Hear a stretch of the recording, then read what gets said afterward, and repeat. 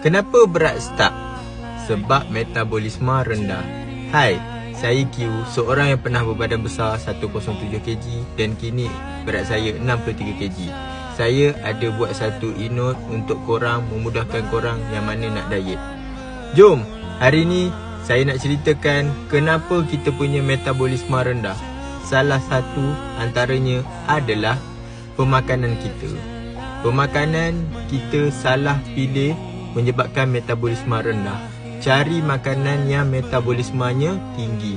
Dan antara benda yang paling penting, badan kena aktif. Kalau badan tak aktif, kita tak buat apa-apa exercise, kardio ataupun senaman berat pun boleh menjadikan kita punya metabolisme rendah. Dan yang paling tak best sekali, bila metabolisme rendah ni menyebabkan berat badan kita stuck. Kita tak nak berat badan kita stuck. So, kita kena atasi beberapa perkara yang saya cakap tadi untuk bagi metabolisme kita tinggi dan kita mudah kurus.